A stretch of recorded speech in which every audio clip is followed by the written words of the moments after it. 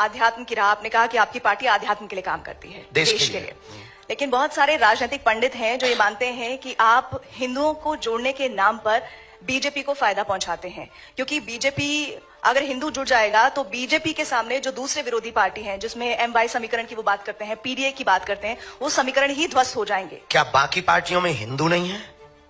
नहीं, बिल्कुल है, लेकिन अगर समीकरण तो की बात करें या जुड़ने का कोई मतलब नहीं है। नहीं, लेकिन एक बात तो ये सोचिए ना, जब हिंदू जुड़ जाएगा तो पूरी तरह से वो इंक्लाइन हो जाएगा बीजेपी के लिए, ऐसा राजनीतिक पंडित मानते हैं।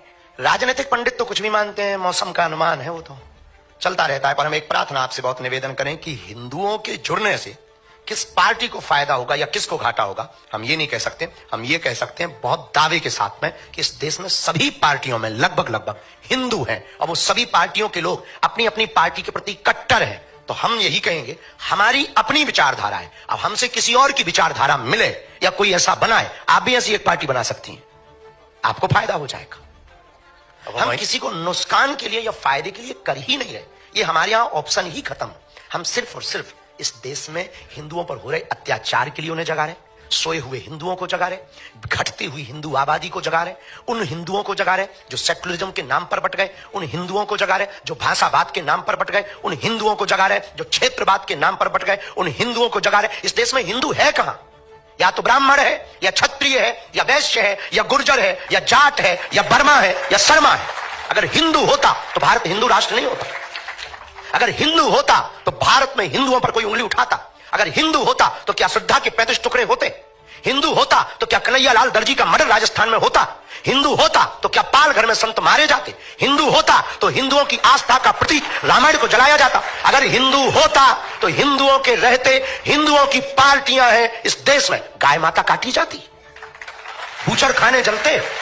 हिंदू होता तो क्या बांग्लादेशी हिंदुओं का दर्द नहीं दिखाई देता? क्या उन्हें वापस नहीं बुला लेता? आज इजराइल क्यों लड़ रहा है? क्योंकि वो अपनी कम्युनिटी को बचाना चाहता है, क्योंकि वो यहूदियों को बचाना चाहता है, और वो 8-8 लाख यहूदियों को एरोप्लेन से ला करके अपने देश में सुरक्षित रखता है। क्या इस देश में रहने वाली हिंदू बांग्लादेशी हिंदुओं को नहीं स्वीकार कर सकता? हिंदू है कहां? हमें तो आप पर भी आता है तरस के, आप हो भी कि नहीं। खुद पर तरस आता है कि हम हिंदू हैं कि नहीं। ये दर्द है हमारा। हम 150 करोड़ हिंदुओं की लड़ाई लड़ रहे हैं, अपनी लड़ाई नहीं है। हमें मिलता क्या है? हम कथा करें, बहुत अच्छा है, विवादों से मिलेगा क्या? 10 लोग गालियां देते, 20 लोग उल्टा सीधा बोलते, रोज हमारे नाम से 20 वीडियो डाले जाते, हमारे नाम से रोज मुहिम चलाई जाती, मारने की धमकियां दी जाती, हमारे परिवार का निकलना मुश्किल है, माता बाहर नहीं निकल सकती, तरह तरह के पत्थर फेंकते हैं लोग। हमने बिगाड़ा क्या है? ये यहां कोई चुनाव है या बीजेपी यहां खड़ी होने वाली? अभी तो नहीं है यूपी में चुनाव, पर हम यात्रा कर रहे हैं, इस साल कर रहे हैं। किसके लिए कर रहे हैं? हम आंदोलन नहीं, आंदोलित करना चाहते हैं देश को। आज नहीं कल पछताओगे। अगर आज नहीं तुम समझे तो कल पछताओगे।